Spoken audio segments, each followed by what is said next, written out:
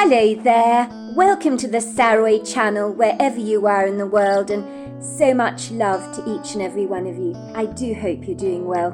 I'm doing great, thank you very much. And I give you all a big hug because we're in the beginning of a new year, and I hope that for each and every one of you, it's a very, very happy new year and that all your dreams come true.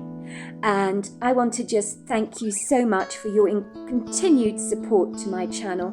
I appreciate each and every one of you so very much, and do leave comments at the end of the program because do you know what? It means the world to me. And of course it makes a huge difference to the algorithms. So before we continue, don't forget to subscribe to the channel, click the notification bell and the thumbs up. And boy, have we been on a roller coaster ride with this story, because Susie has discovered that her grandson Oliver is in possession of a bracelet that belongs to a deceased woman that has been murdered in an alleyway. And her grandson tells her that this bracelet he took from his mother's bureau, where she'd hidden it in a secret drawer. So what is her daughter-in-law doing with a murdered woman's bracelet? And what Susie finds out when she goes and visits her daughter-in-law at the hospital is every mother's worst nightmare. She discovers that maybe her son has got something to do with the death of this murdered woman. Can you imagine that? So we're about to continue with our story. I told you, Susie. Nick never meant for any of this to happen. I promise you that. He tried his level best to reason with Mariette. But you've got to understand, she can be rather weird. She told him she was going to the police the very next day to report him, and there was nothing he could do about it. Nick told me he was filled with anger and unbridled rage. Then she started screaming blue murder at him. They had a bit of a slanging match together in that alleyway, tearing each other apart they were, like a couple of manic dogs. She was accusing him of being a sexual predator. Can you imagine that? He was telling her she was a big fat juicy liar, and that everything that had transpired between the two of them had been at her leading. And now she was acting like a woman who'd been badly wronged, so that her husband wouldn't know she'd willingly been unfaithful. It all escalated, Susie. It got badly out of control. And before he knew it, he'd lifted up a brick he found lying there in the alleyway and thrown it at her to shut her up. Then she went down like a lead balloon. And when he checked her pulse, he realized that she was dead and that he'd killed her. He was terrified. He hightailed it out of there as fast as he could and was violently sick in his black BMW. At that moment, the nurse came in the ward, telling me my time was up. She was practically shooing me away. I'm sorry, ma'am. Sasha needs her rest. You need to go now. But please, I do need to speak with Sasha a little longer. It's very, very important. I'm sorry, ma'am. You need to go. I've already given you far too much time. Sasha needs her rest. You can come back in the morning. As I reluctantly left the hospital, my heart was pounding a dime to a dozen. I felt as if my knees were going to give way beneath me and crumble. Sasha had told me that Nick had murdered Mariette Margot Lane. This couldn't be happening to me. He had seen her down an alleyway and tried to persuade her not to go to the police and report him for sexual assault. I didn't think my Nick was capable of behaving like this. He was not a womanizer. He never had been. My Nick had always believed in being chivalrous towards women. He had never been a player. How did Sasha feel about her own husband coming on to her very best friend? She hadn't even expressed her indignance about that. For some women, that would be the end of their marriage. But Sasha seemed to view the world through a very different lens. Only moments ago, Sasha had told me that Nick was an absolute treasure. But how could you describe a man like that if they'd actually killed your very best friend? Sasha was a very idiosyncratic woman. I'd certainly give her that. I recalled all too clearly how Nick's eyes had popped wide open when I'd mentioned the bracelet belonging to Mariette Margot Lane. He had looked directly at me with a frightened fear in his eyes, and his face had grown as white as a sheet, and he'd begged me, albeit somewhat inaudibly, to get rid of the bracelet.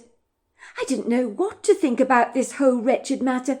I couldn't believe that my Nick, My precious beloved son, would become so incandescent with rage that he'd throw a brick at a woman and inadvertently kill her to shut her up. I guess her screaming must have frightened him half to death. When I climbed very reluctantly into my car in the hospital car park, I sat there gormlessly in the driver's side seat, staring blankly into space for a very long time. My head was spinning around and around, as if I'd indulged in psychedelic drugs. My whole body trembled and wobbled like a jelly, and someone, obviously seeing me in a state, was knocking on the car window, asking me if I was all right.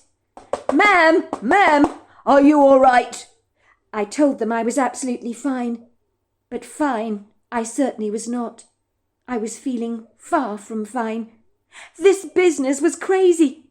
My Nick was not a murderer. None of this made any sense to me at all.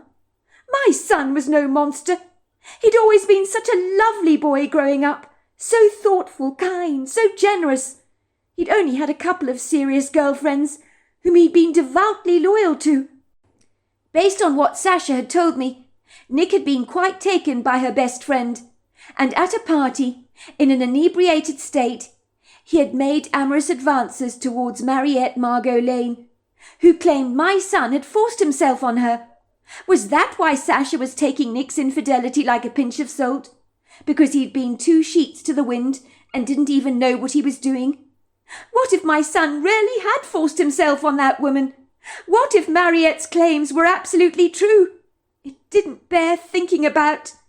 I drove back home in a foggy haze, knowing I could not share any of this with my husband. I barely remember that journey back home, and the last thing I wanted to do was to spend any time with Oliver or my husband. I wanted to shut myself away, bury my head in the sand. How I wished I remained ignorant and naive about everything, and that I hadn't investigated this bracelet at all. I loved my son more than life itself.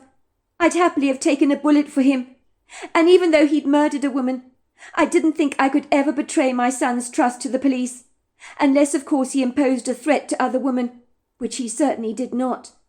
"Grammy, did you see Mummy and Daddy?"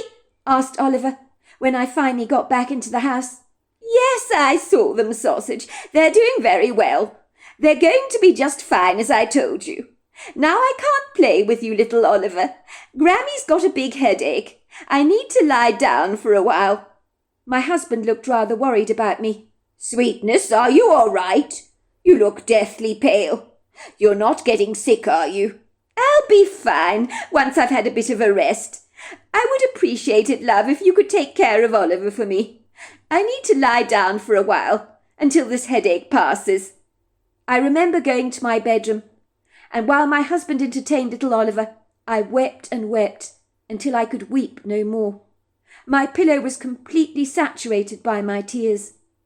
I woke up in the middle of the night with quite a start. My husband beside me was fast asleep. I could see the rise and fall of his chest. I glanced briefly at the bedside clock on the nightstand, and was staggered to see it was 1 p.m. in the morning. Had I really been asleep for that long? I wiped the sleep away from my eyes, and remembered the harrowing events of the previous day, and how my son and his wife had begged me to get rid of the bracelet. I realized as a mother it was the only practical thing that I could do. I loved my Nick, and I would be damned if he'd be locked away in prison for what he'd done, especially since it had been a dreadful accident. Even though he deserved it, of course he did, because he'd killed a woman. I was my son's mother, and I would go to hell and back to protect him from a prison sentence. My grandson needed his father growing up, and I needed my son more than anything in the world. And if hiding evidence meant I was protecting him, I was willing to do it. I sat up in bed, wondering what I should do, how I should get rid of the bracelet.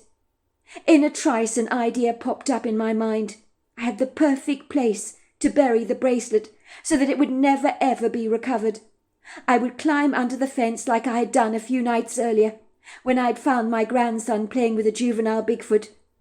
I could only hope that my grandson Oliver was not up to his old mischievous tricks again, and clandestinely slipping out of his bedroom window in the middle of the night to meet up with his Bigfoot friend Suzanne which is exactly what he would love to do. But it would seem the threat I'd launched at him of telling his mother Sasha about his incorrigible behaviour seemed to have nipped his nocturnal behaviour in the bud. Since then he'd promised me that he'd not been leaving his bedroom during the night, and I'd checked his window many times over, and it remained steadfastly locked, and his sneakers clean. I believed he was telling me the truth. "Grammy, I promise you I haven't been going out. Suzanne did come to my window, and he was very sad he couldn't play with me any more. But his mummy says that I must respect your wishes, so he says he won't be bothering me again. I miss him, Grammy, so much."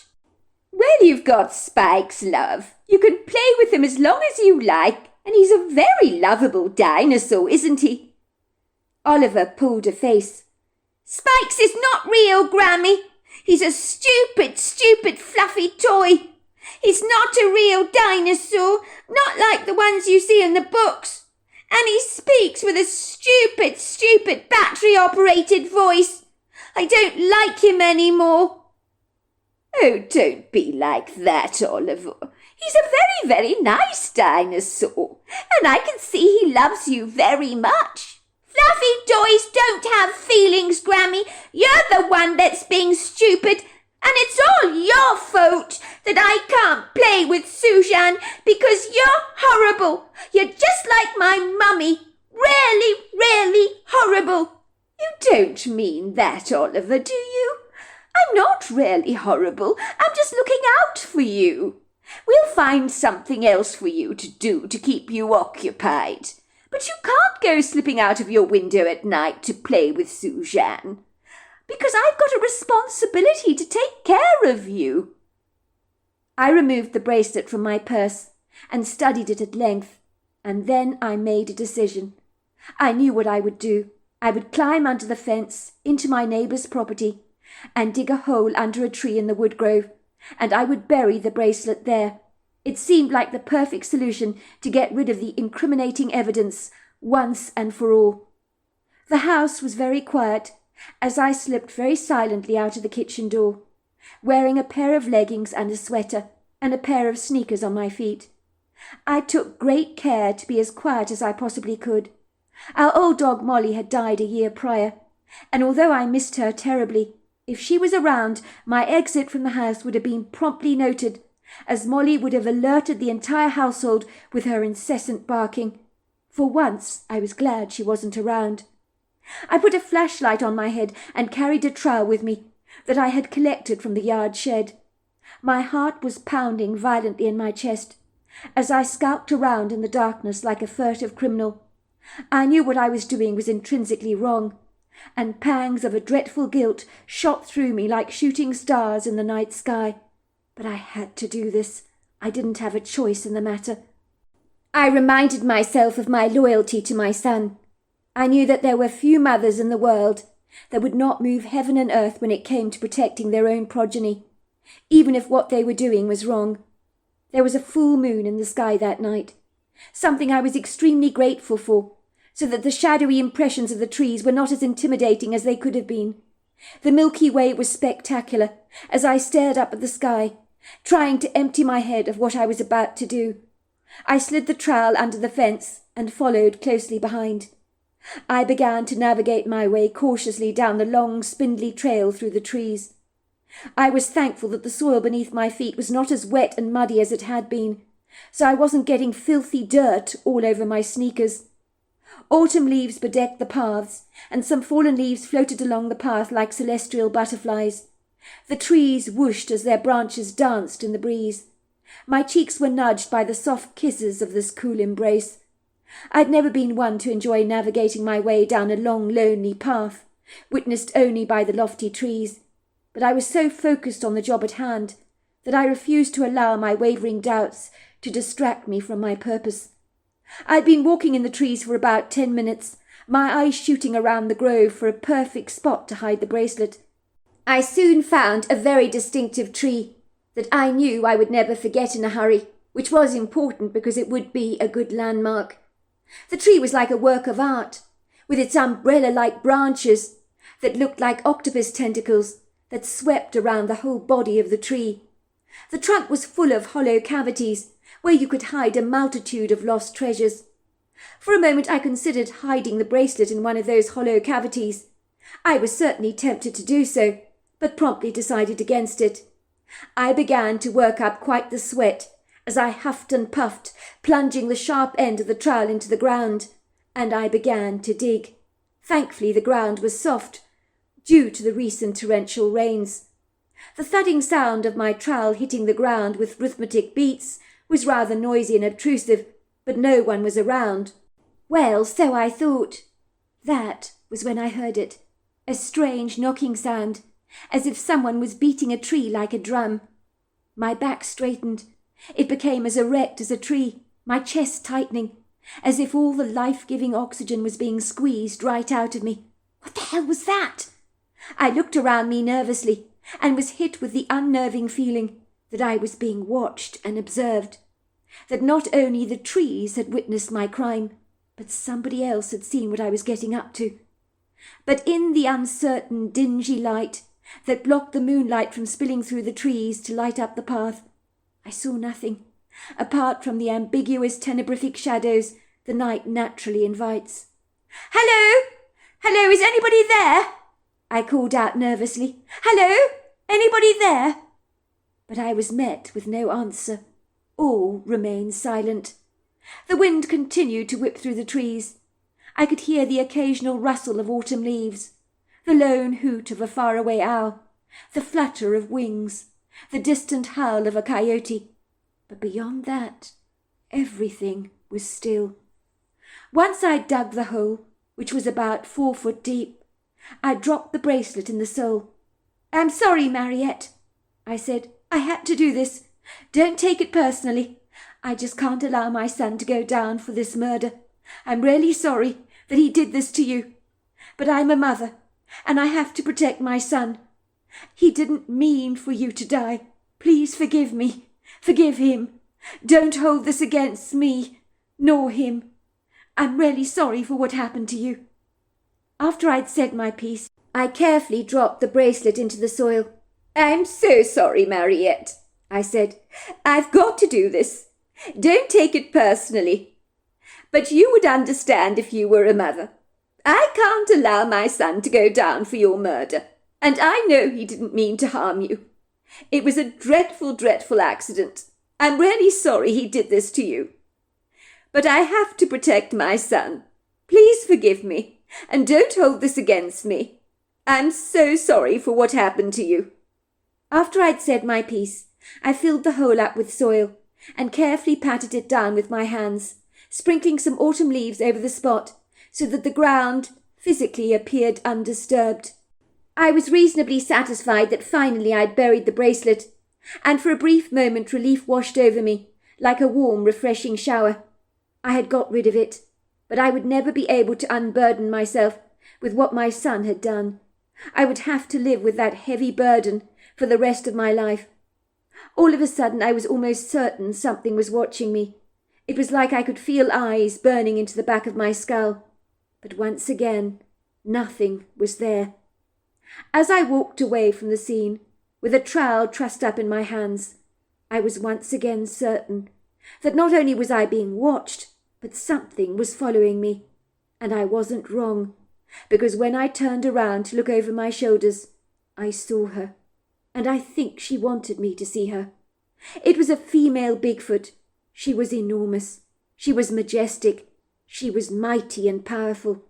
She stood there for a brief moment, staring at me through her yellow eyes, and then she just turned around and glided away. In that moment, I was certain I had seen Suzanne's mother. Had she observed me burying the bracelet into the earth, I wondered. I was almost certain she had.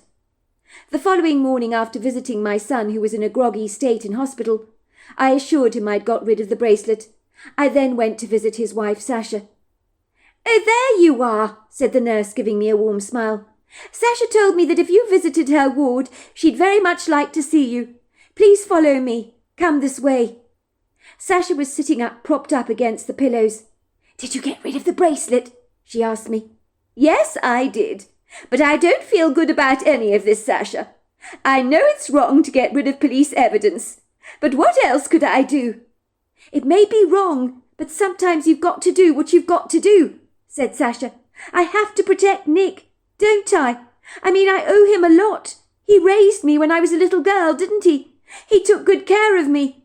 I wish to God he hadn't come to that party with us. I mean, why did he make such a beeline for Mariette? I mean, he knew she was my best friend growing up, and then he goes chasing after her. It was seriously sick. I mean, he's old enough to be her father, isn't he? But I guess when you're drunk, your inhibitions go down the drain pipe. But I still say that she did not say no to him." My blood went cold. "Love, what did you say?" Sasha frowned. "I told you not to call me love, Susie. You know I find it patronizing. I won't even let Nick call me pet names like that." "I'm very sorry, Sasha. You must forgive me. But what are you talking about? You told me my son Nick killed Mariette. You told me that yesterday very clearly. Now you're saying he didn't." "I didn't say your son killed Mariette, Susie. You got me wrong. When I said Nick killed Mariette, I wasn't talking about your son, Nick. Are you crazy? Nick would never harm a fly. Surely you know that. Nick would be mortified if he thought his own mother thought he was capable of murdering another human being. I was talking about my uncle Nick, the one who became a father to me after my parents died in that fatal car accident. The Nick who killed Mariette is my uncle Nick. Don't you remember him? He's the one that got Nick a black BMW at a great price. He knows the man who runs the dealership. He owns a black BMW himself." "You mean my Nick never murdered Mariette? Is that what you're saying?" "Of course your Nick didn't murder Mariette. My God, Susie, is that what you thought? I'm in shock that you'd ever think your son was capable of doing a thing like that. Even my Uncle Nick isn't really capable. It was just a dreadful accident. But never your son, Susie. Never him." "Of course that's what I thought," I growled contemptuously. "But you told me specifically. You said that my Nick killed Mariette. I heard it with my own ears. The words came out of your mouth. The only Nick I really know in my life is my son. What was I supposed to think? I don't even know your uncle, for goodness sake. When I was speaking to you yesterday, you didn't even suggest that this was your uncle you were talking about to me." "Yes, but you know my uncle's name is Nick. Surely you know that. How many times have I told you?" "Of course I know your uncle's name is Nick. But I didn't know you were talking about him, did I? I wish to God, Sasha, you'd be more pacific." Sasha shrugged her shoulders nonchalantly. "It's hardly my fault, Susie, is it, that you got your wires all crossed? I can't believe you could even believe that Nick would be capable of killing someone. That's insane. But your uncle killed Mariette, didn't he, Sasha? Even if he didn't mean for it to happen, even if it was a dreadful accident, why would you protect him like this? Mariette was your very best friend. You need to go to the police. Tell them what you know, that your uncle made a mistake." "But you don't understand, Susie. I love my uncle. I also love Mariette. I'm stuck between a rock and a hard place, aren't I? My uncle was behaving like a lecherous old fool that night. He should never have made a play for a younger woman like that. It was disgusting. But he was so inebriated. He wasn't thinking straight. You know what alcohol is like, what it can do to a person. When Mariette told me what my uncle had done to her, I was devastated, of course I was, but I also didn't believe her entirely. Well, not 100%, because Mariette can exaggerate. And she's done this sort of thing before, you know. She also told me she was going to the police to report him for rape. I begged her not to do it, that it would ruin my uncle's reputation. But she doggedly refused to listen. And well, you know the rest, so I will spare you all the details. But no one is more remorseful over what happened than my Uncle Nick." "So you think because he's remorseful for killing your best friend, he should get away with her death? That's not how it works, Sasha. Your uncle did a very bad thing, even if it was an accident. Sasha sighed. You don't understand, Susie, what I'm saying. I was telling you yesterday that not everything is black and white, and I really meant that. I could have been taken into foster care, as a child. But my uncle took great care of me. I owe Uncle Nick big time for his kindness to me. He was such a loving father to me. He sent me to the best schools money could buy, gave me a high standard of living. I never wanted for anything, Susie, growing up. My uncle could have married, but he never did. And do you know why? He wanted to raise me on his own. He was worried that a stepmother might not care for me in the right way. You hear stories, don't you, of wicked stepmothers? He didn't want any of that for me. He sacrificed so much for me, Susie. When he first adopted me, he was as poor as a church mouse, making leather sandals for a living, and that's the way he wanted it to be. But when I was put in his charge, he chose to make something of himself. He became a wealthy architect, for no other reason, I might add, than because I was in his care. So underneath all the layers, he's a good man. But when he drinks, he gets rather frisky. Well, I've done bad things in my life, I admitted. Things I've regretted, hurt people unintentionally, driven through a red light. But you know what? I have never killed someone. Your uncle may have been inebriated when he preyed on Mariette, but he was stone-cold sober when he flung that brick at her in the alleyway. You need to report him to the police, love.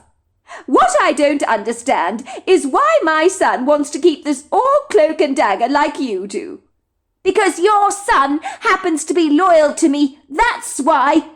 You could take some pointers from him, Susie. Nick knows that if Uncle Nick is locked behind bars, that it'll break my heart. I've lost one person I love, in losing my very best friend Mariette. I don't want to lose the two people I care about.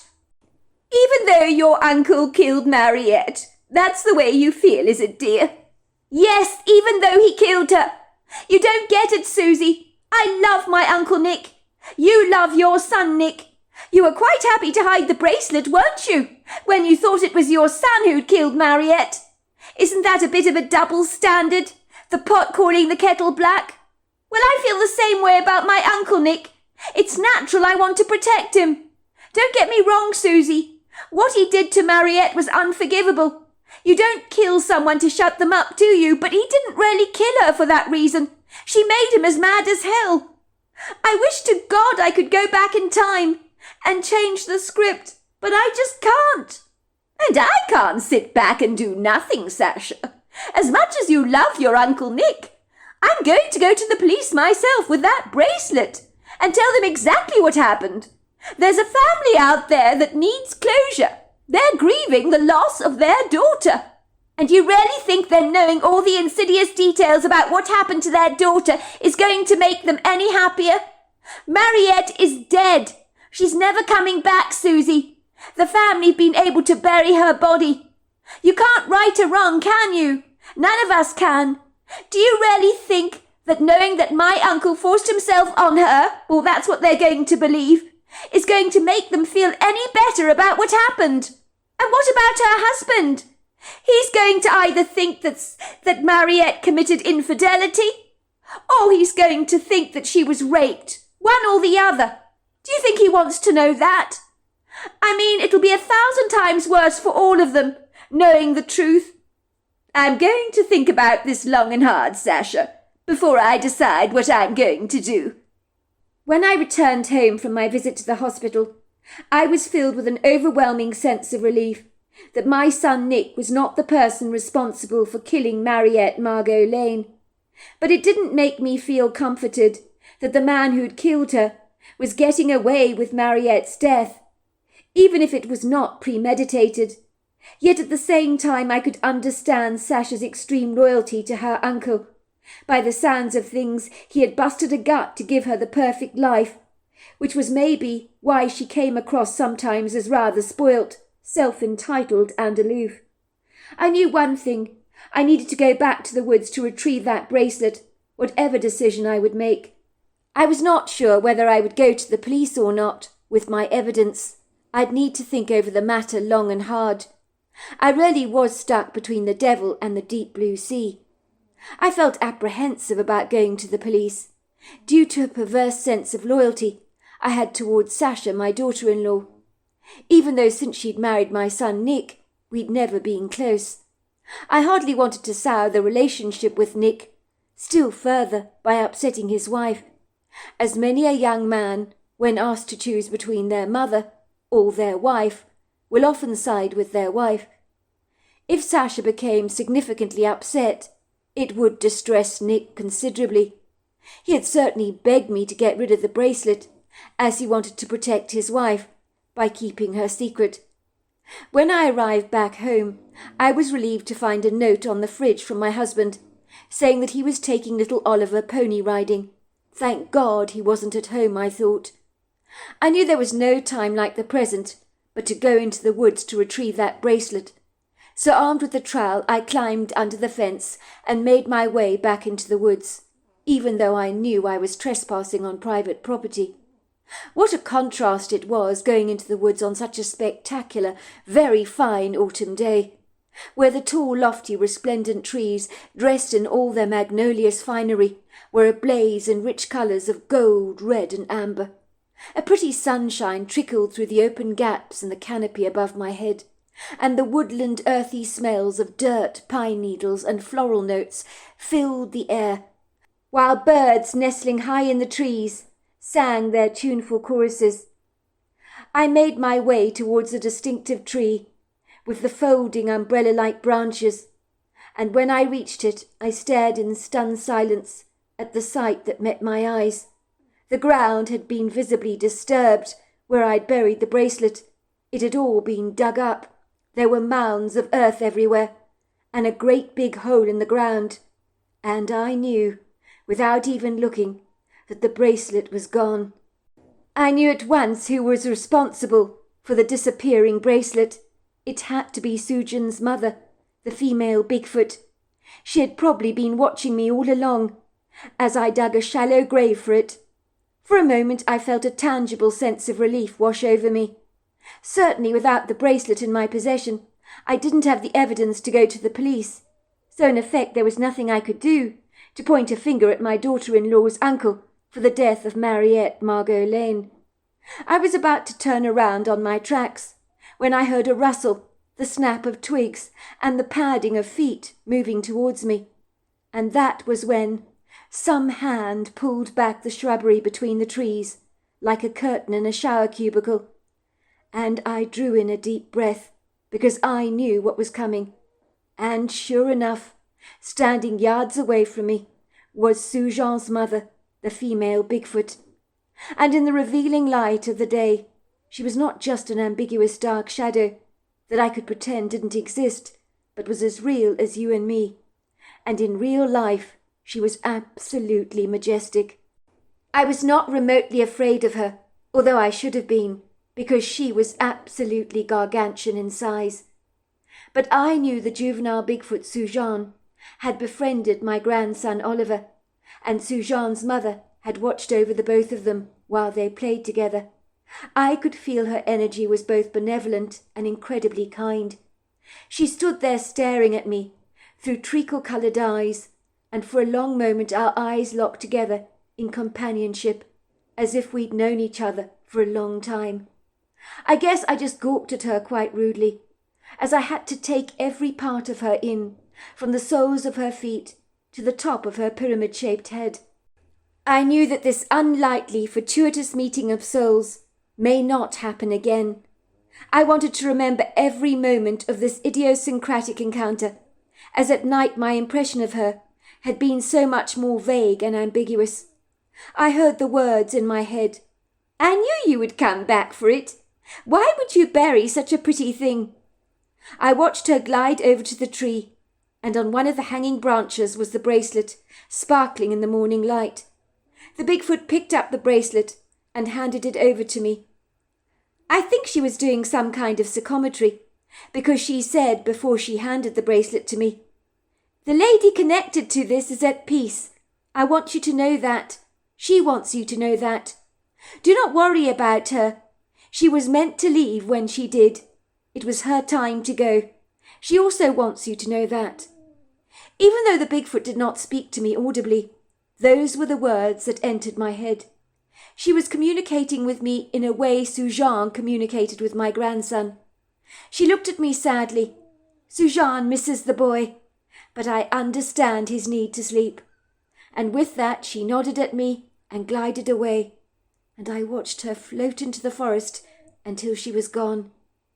To cut a long story short, I was glad I never had to go to the police to present my evidence to the authorities, as Nick himself stepped forward to admit to having killed Mariette Margot Lane. His guilt had weighed heavily on his shoulders, so he did end up serving a prison sentence, but tragically died in prison of a heart attack. I'm glad to say that my daughter-in-law Sasha returned the bracelet to Mariette's husband, who was grateful to have the bracelet back in his possession. My relationship with Sasha these days is a work in progress, but it has improved exponentially. Oliver received a gift from Sujan the night before he returned home. Sujan wished him the very best and gave him a beautiful stone for him to keep. It may look like an ordinary stone to most people, but my grandson treasures it greatly. I never did see Sujan and his mother again, but I know they're still out there, watching over the woods, and who knows, one day we might cross paths again, but hopefully in a lot better circumstances. So there you are. That's my story. Wow, what an incredible story with so many twists and turns, and what a lovely relationship the little Oliver had with Sujan. And it seems that there was a meeting of minds between Susie and the female Bigfoot. And my, what a web we weave, because isn't it incredible what actually really happened, that Nick, Susie's son, had absolutely nothing to do with what happened to Mariette Margot Lane. So what an incredible story. And so sad that Nick's died in prison, but that is so often the case. Until next time, goodbye and good night.